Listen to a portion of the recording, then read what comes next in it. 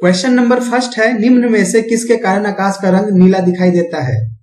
Option A है relay प्रकीर्णन, option B है Raman प्रकीर्णन, option C मी प्रकीर्णन या ऑप्शन डी न्यूटन प्रकीर्णन। सबसे पहले हमें यह जानना होगा कि आकाश का रंग नीला ही दिखाई क्यों देता है।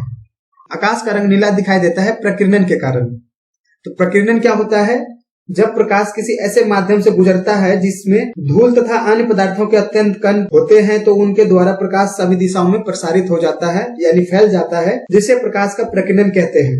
लॉर्ड रेले के अनुसार किसी रंग का प्रकीर्णन उसकी तरंगदैर्घ्य पर निर्भर करता है तथा जिस रंग के प्रकाश की तरंगदैर्घ्य सबसे कम होती है उस रंग का प्रकीर्णन सबसे अधिक तथा जिस रंग के प्रकाश की तरंगदैर्घ्य सबसे अधिक होती है उस रंग का प्रकीर्णन सबसे कम होता है। यानी लाल रंग का तरंगदैर्घ्य सबसे ज्यादा होता है इसलिए उस रंग का प्रकीर्णन सबसे कम होता है, जबकि बैंगनी रंग का तरंगदैर्घ्य सबसे कम होता है तो उसका प्रकीर्णन सबसे ज्यादा होता है। तो इस पॉइंट को भी आप नोट करके रखिएगा। तो इस क्वेश्चन का करेक्ट आंसर कौन सा होगा? आकाश का रंग नीला दिखाई देता है, इसका कारण है रेले प्रकीर्णन। रमन प्रकीर्णन का उदाहरण है समुद्र का रंग नीला दिखाई देना। मी प्रकीर्णन बादल तथा कोहरे का सफेद रंग का दिखाई देना। मी प्रकीर्णन का एग्जाम्पल है। न्यूटन प्रकीर्णन होता नहीं है। सूर्योदय व सूर्यास्त के समय सूर्य का लाल रंग दिखाई देना, यह भी रिले प्रकीर्णन का उदाहरण है। समुद्र का रंग नीला दिखाई देना, यह रमन प्रकीर्णन का उदाहरण है। रमन जी को रमन प्रकीर्णन के लिए फिजिक्स में 1930 ईस्वी में नोबेल प्राइज भी मिला था। अगर बड़ी और प्राकृतिक वस्तुओं के रंग पूछे जाएं तो उसका आंसर होगा प्रकीर्णन। तो इस पॉइंट को भी आप नोट करके रखिएगा क्योंकि एग्जाम पॉइंट ऑफ व्यू से इंपॉर्टेंट है। आइए देखते हैं आज का नेक्स्ट क्वेश्चन।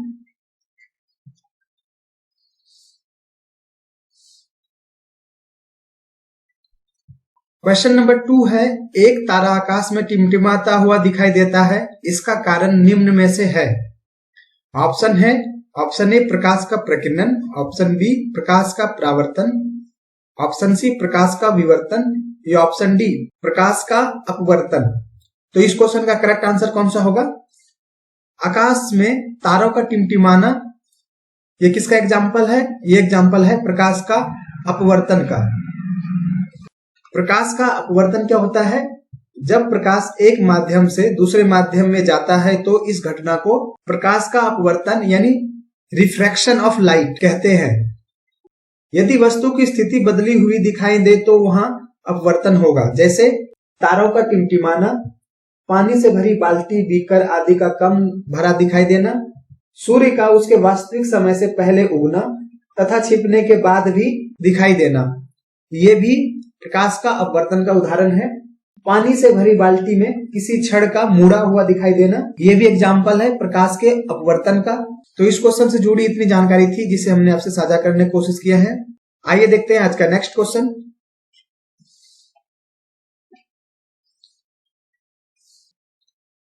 क्वेश्चन नंबर 3 है, एक्स किरण यानी एक्स रे क्या है?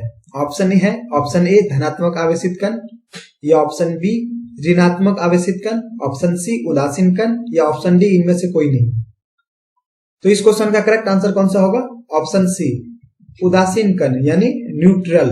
एक्स किरण उदासीन कण होता है। एक्स रे की खोज किसने किया था? रोंजन ने। ये एग्जाम में कई बार आए हुए हैं ये क्वेश्चन कि एक्स रे का खोज किसने किया था। इसे नोट करके रखिएगा क्योंकि एग्जाम पॉइंट ऑफ व्यू से इंपॉर्टेंट है। एक्स रे की खोज के लिए रोंजन जी को भौतिक का पहला नोबेल प्राइज भी मिला था। तो इस पॉइंट को आप नोट करके रखिएगा क्योंकि किसी न किसी एग्जाम में क्वेश्चन आने की संभावना है। एक्स रे क्या होती है? विद्युत चुंबकीय तरंगे यानी इलेक्ट्रोमैग्नेटिक वेव। विद्युत चुंबकीय तरंगे यानी इलेक्ट्रोमैग्नेटिक वेव कौन कौन से होते हैं? ये होते हैं radio wave, microwave, infrared wave, visual light यानी दृश्य प्रकाश, यूवी रे, और लास्ट होता है गामा रे।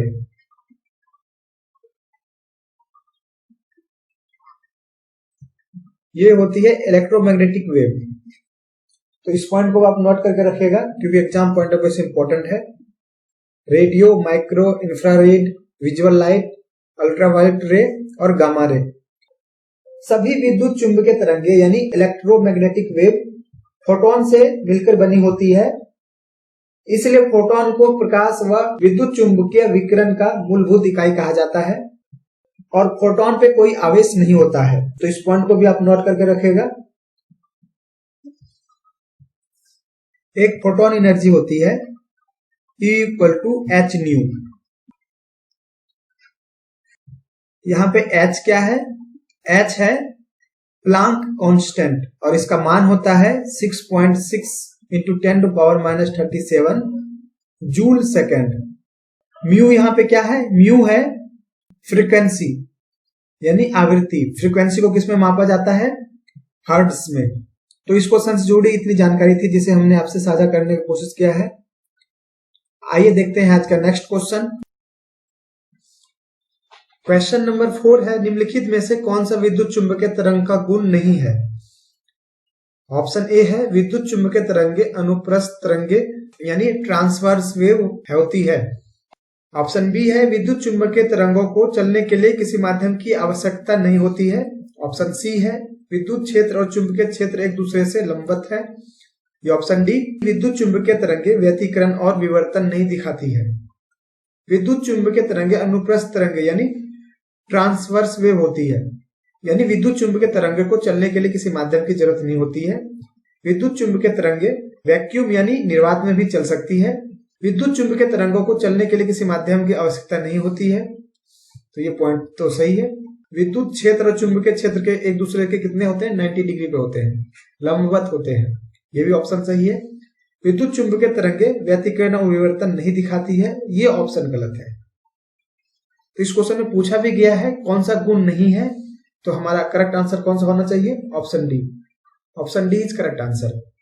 व्यतिकरण, व्यतिकरण का एग्जाम्पल होता है तेल की बूंद में रंग का दिखाई देना, मोर के पंखों में रंगों का दिखाई देना, साबुन के पानी के बुलबुलों में रंगों का दिखाई देना। तो आइए देखते हैं आज का नेक्स्ट क्वेश्चन। क्वेश्चन नंबर 5 है, पूर्ण आंतरिक परावर्तन नहीं हो सकता जब प्रकाश जाता है पानी से कांच में, कांच से पानी में, पानी से हवा में, कांच से हवा में। सबसे पहले हम आइए जानते हैं पूर्ण आंतरिक परावर्तन क्या होता है। पूर्ण आंतरिक परावर्तन यानी टोटल इंटरनल रिफ्लेक्शन, TIR। जब प्रकाश की किरणें सघन माध्यम से विरल माध्यम की सतह पर आपतित हो रही हो और आपतन कोण क्रांतिक कोण से अधिक हो तब प्रकाश का अपवर्तन नहीं हो पाता है, बल्कि संपूर्ण प्रकाश परावर्तित होकर उसी माध्यम में लौट जाता है। इस घटना को प्रकाश का पूर्ण आंतरिक परावर्तन कहते हैं। आइए इस डायग्राम से हम समझने की कोशिश करते हैं पूर्ण आंतरिक परावर्तन क्या होता है।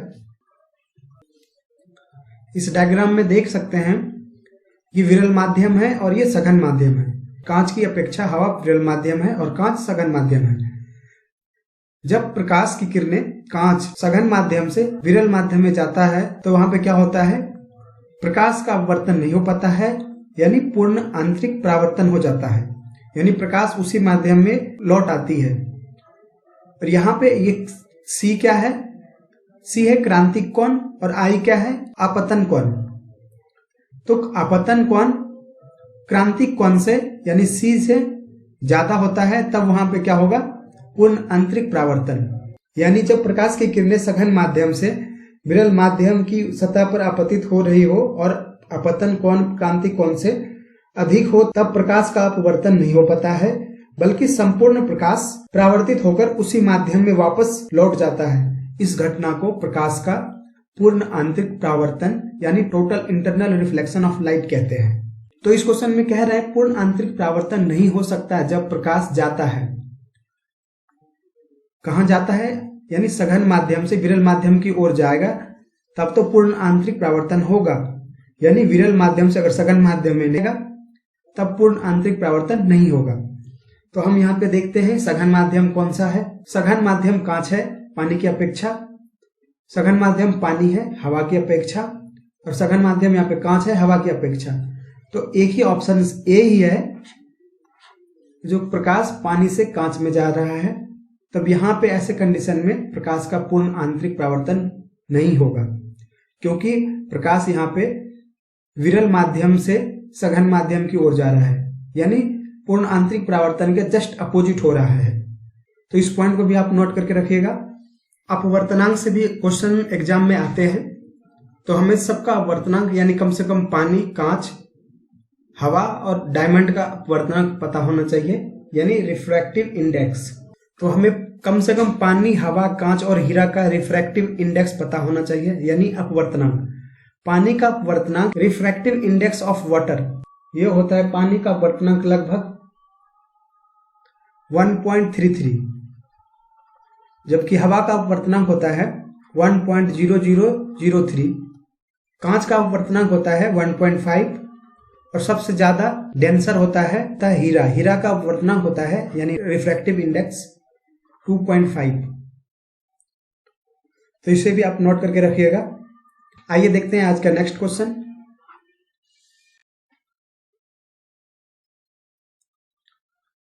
क्वेश्चन नंबर 6 है, एक पानी की टंकी की पैंती उथली हुई दिखाई देती है जब इसे ऊपर से देखा जाता है, निम्न में से क्या कारण हो सकता है? तो इस क्वेश्चन का करेक्ट आंसर कौन सा होगा? इस क्वेश्चन का करेक्ट आंसर होगा option C. Option C is correct answer. यदि वस्तु की स्थिति बदली हुई दिखाई दे तो वहां होगा प्रकाश का अपवर्तन। जैसे तारों का टिमटिमाना प्रकाश का अपवर्तन का उदाहरण है। पानी से भरी बाल्टी, बीकर आदि का कम भरा हुआ दिखाई देना, सूर्य का उसके वास्तविक समय से पहले उगना तथा छिपने के बाद तक भी दिखाई देना, यह भी उदाहरण है प्रकाश का अपवर्तन का। पानी से भरी बाल्टी में किसी छड़ का मुड़ा हुआ दिखाई देना, यह भी प्रकाश का अपवर्तन का उदाहरण है। तो आप इसे नोट करके रखिएगा, क्योंकि एग्जाम में यहां से क्वेश्चन आते हैं। तो आइए देखते हैं नेक्स्ट क्वेश्चन।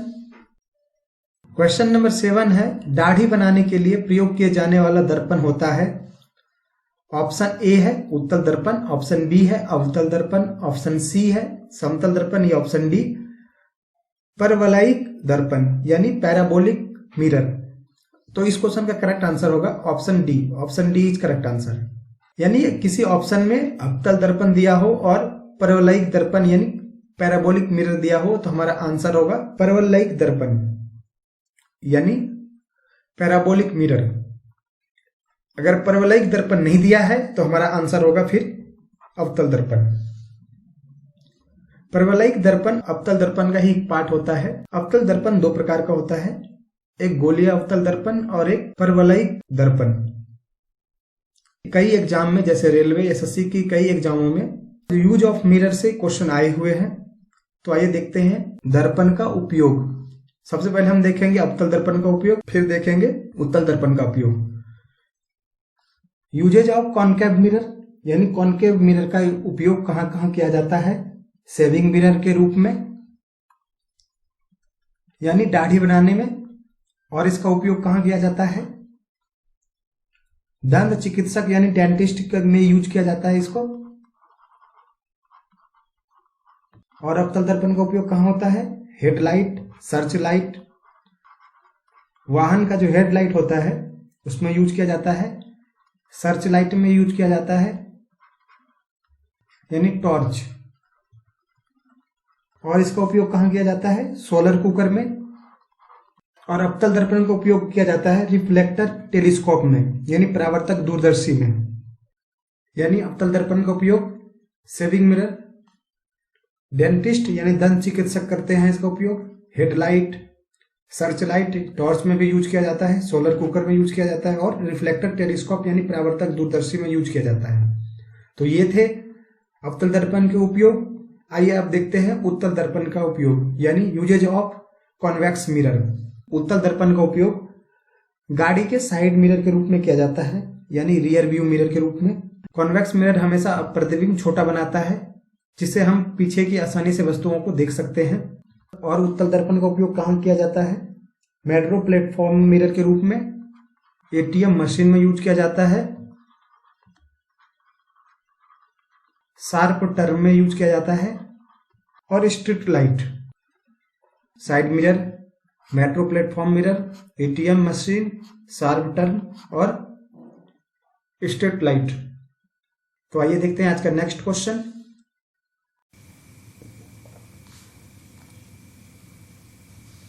क्वेश्चन नंबर 8 है, एक पेरिस्कोप किस सिद्धांत पर कार्य करता है? ऑप्शन ए है परावर्तन पे, ऑप्शन बी पूर्ण आंतरिक परावर्तन, ऑप्शन सी अपवर्तन या ऑप्शन डी विवर्तन। एक पेरिस्कोप परावर्तन के सिद्धांत पे कार्य करता है। क्वेश्चन नंबर 9 है, एक अवतल दर्पण के सामने 27 सेंटीमीटर दूर रखी वस्तु का आकार सेंटीमीटर है। यदि दर्पण की फोकस दूरी 18 सेंटीमीटर हो तो प्रतिबिंब की स्थिति और आकार ज्ञात कीजिए। इस क्वेश्चन में दिया गया है अवतल दर्पण के सामने 27 सेंटीमीटर दूर रखी वस्तु का आकार। दर्पण कैसा है? अवतल दर्पण है। वस्तु कितने दूरी पे रखा है दर्पण से? 27 सेंटीमीटर की दूरी पे। तो वस्तु की दूरी दर्पण से कितना है? u बराबर हो है -27 सेंटीमीटर। और वस्तु का जो आकार है ये कितना दे रखा है? 7 सेंटीमीटर, यानी हाइट ऑफ ऑब्जेक्ट ये दे रखा है 7 सेंटीमीटर।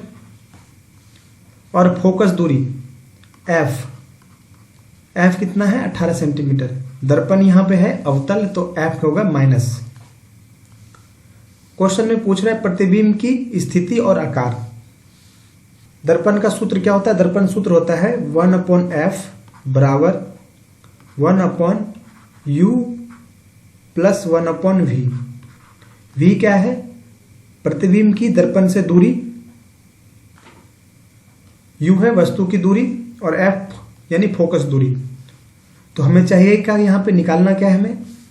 हमें कैलकुलेट करना है प्रतिबिंब की स्थिति यानी v।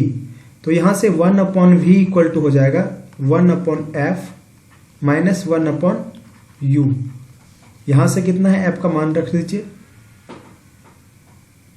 -18 माइनस 1/-27। जब हम इसे सॉल्व करेंगे तो यहां से 1/v का मान आएगा, ये आएगा -1/54 सेंटीमीटर, यानी माइनस है। तो प्रतिबिंब कहां बना होगा? दर्पण के सामने।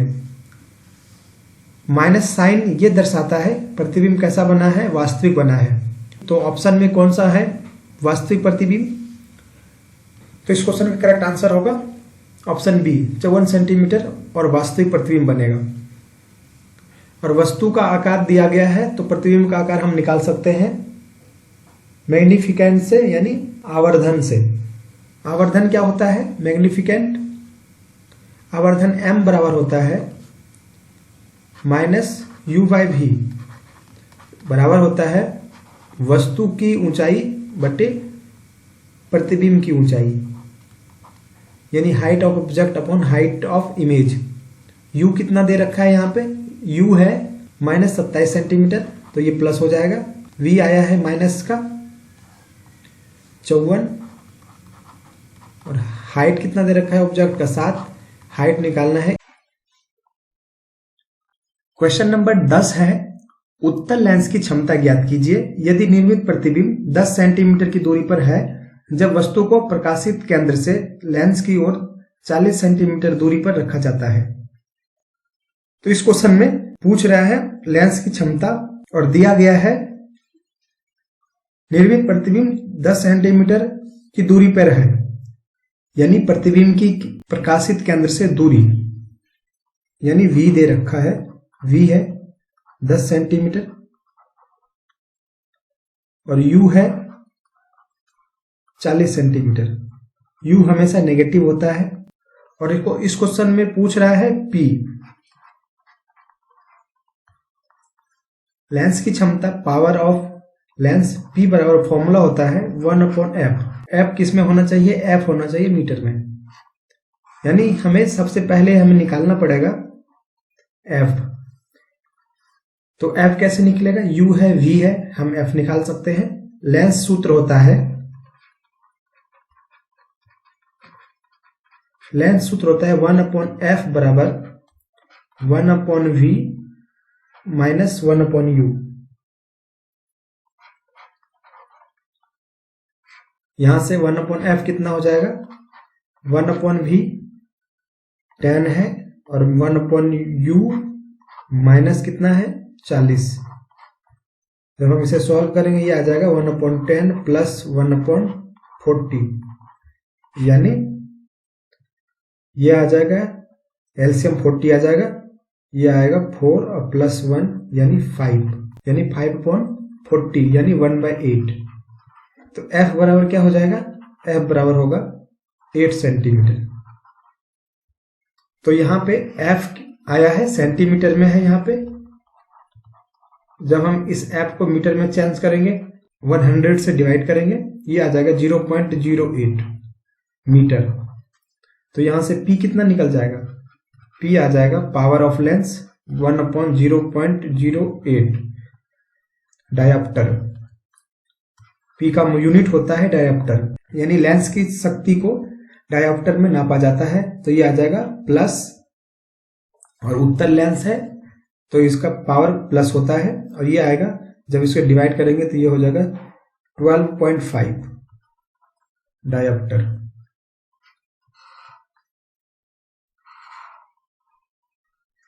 तो कौन सा ऑप्शन सही है, प्लस 12.5 डायप्टर, ऑप्शन ए ही सही है। तो इस क्वेश्चन का करेक्ट आंसर होगा ऑप्शन ए। तो ये थे आज के 10 क्वेश्चन। अगले वीडियो में और भी क्वेश्चन देखेंगे। आपको यह वीडियो कैसा लगा आप हमें कमेंट बॉक्स में जरूर बताएं। अगर आपको यह वीडियो पसंद आया है तो इस वीडियो को लाइक कीजिए, शेयर कीजिए। आप हमारे चैनल पे नए हैं तो हमारे यूट्यूब चैनल ग्रेनो एकेडमी को सब्सक्राइब करना ना भूलें। Thanks for watching. आप अपना ख्याल रखिए, धन्यवाद।